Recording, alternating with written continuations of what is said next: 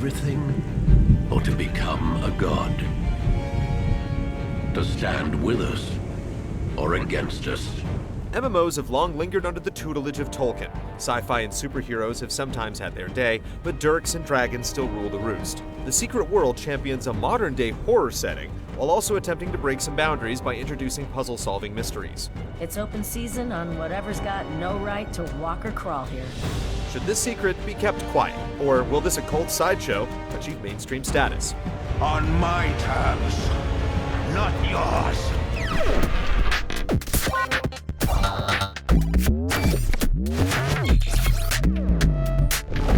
Something has gone terribly wrong here, far beyond the earthquakes, locust swarms, and rain of fire. Skipping through quest descriptions, dialogue, and well, anything skippable is the default MO for many MMO players. Sure, role-playing servers in the Old Republic have certainly raised the narrative ceiling, but lore tends to lag far behind skill trees and loot in terms of importance. The Secret World puts a big emphasis on weaving its tales of the macabre. All myths are real, and secret societies have you exploring the entire spectrum of the supernatural. Zombies and mermen terrorize a New England town, mummies and cultists are warring in Egypt, and no classic cliché goes unmentioned. But there's someone else too. Someone with a lot of resources and friends in the highest places. Quests are delivered through long monologues and overacted but entertaining cutscenes with the earnest manner of a community theater performance. Serious matters are often sandwiched between puns, and it can take a while to find the main thread, but when it takes hold, this MMO can feel more like a single-player RPG as you race to find out what happens next. Your princess is in another castle. With places like Lovecraft Lane and callouts to other video games, The Secret World has the distinct aroma of a well-circulated internet in-joke, with collectible lore icons peppering the game's original backstories. You'll groan, smirk, and eat it up like the modern pulp it is. You'd think with all the hours I put into Left 4 Dead, they'd let me carry a gun.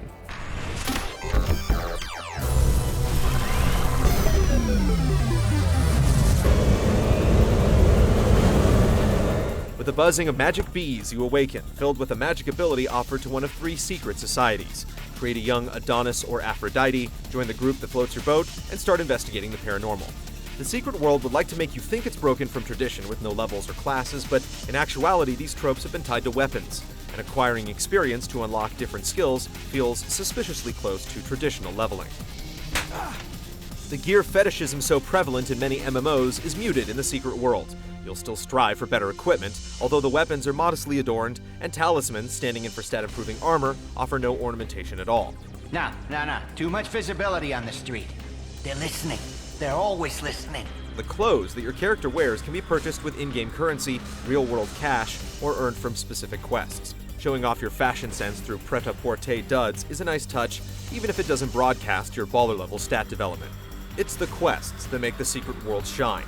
The land is filled with colorful characters and cast-off detritus that open the world up with various tasks. You'll still need to commit to routine slaughter of specific enemy types, but there's a strong sense of escalation, and interesting things can happen in between bouts of bloodshed. The environments that harbor these challenges are also exquisitely detailed. Places as mundane as deserts or forests feel like much more than a simple swath of sand or trees.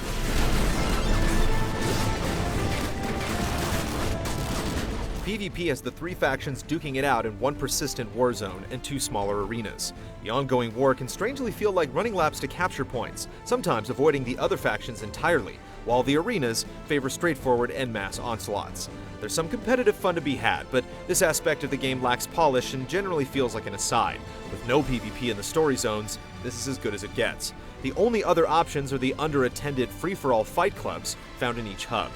It can take some time to acclimate to the Secret World, but with a bit of experience under your belt, it really can become a magical place. The plunder might feel ho-hum in the game's grand scheme, but the quests themselves are often riveting, so long as you aren't stymied by a bug. And you may be feeling some discomfort from the microchip that I grafted to your spinal column.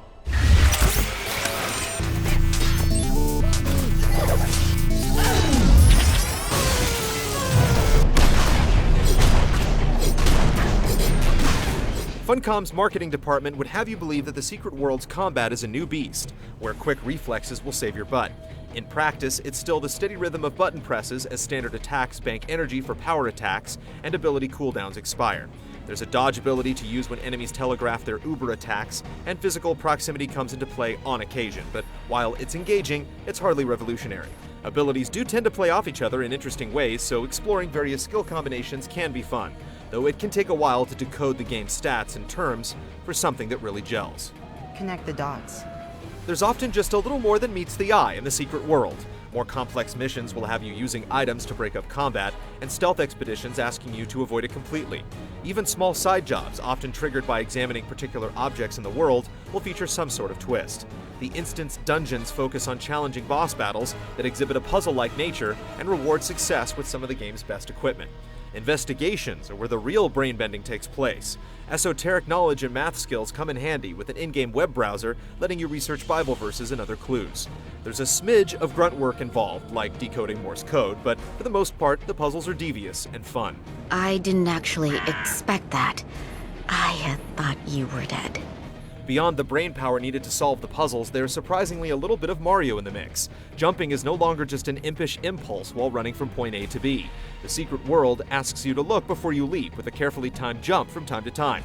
There's no falling damage to worry about, and with hidden honeycombs of lore secreted away, it's sometimes worth taking a tumble. This adds a pleasant layer of exploration beyond beelining to waypoint after waypoint and accruing quests. Wandering can be its own reward. The downside to these adventures, from the smallest side mission to an epic enigma, is that many are buggy at launch, forcing you to put them on the back burner. Because the complexity of the tasks goes well beyond the typical kill 10 bunnies routine, it can be difficult to know if the quest is broken or if you're just missing something vital, which can be hugely frustrating. The first round of patches fixed some of these issues. Still expect to see a constant stream of game chatter about bugged out quest lines in the game's immediate future. 누구랑 같이 있었냐고? 이 새끼가 피 터지게 한번 맞아 봐야 입을 열겠구만 이거.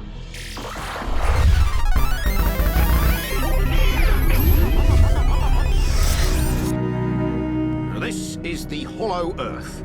The secret world does a good job of breathing life into the undead and the otherworldly. Even traditional types of enemies all have some sort of edge. There may be only a few zones, but each is plotted with abundant detail. Combat effects are as blasé as the combat, which cycle through identical animations like a monotone mantra. Cutscenes are pleasant to watch, even with the hammy and dramatic deliveries, which makes the poor lip syncing and clipping that sometimes pop up much more regrettable. You find out what those people died for, and you bring a reckoning. As for the mystic savants that populate the world, gym membership may be clearly enforced, but none of the secret societies operate the fashion police, though the Templars have probably considered it. With a little... Let us work to ensure their suffering is keener. The word artifice often has a negative connotation. Here, it's the careful, thoughtful deception that makes the secret world stand out. The vainglorious plot and meticulous landscapes of cliché will draw you in place of base compulsions to hit a level cap or maximize a gear score. If you can stomach the horrors of the night, as well as rote combat and occasionally glitched gameplay, you might just be the perfect pledge for the secret society. When you bleed the land eventually bleeds you back. That wave tin is some bullshit.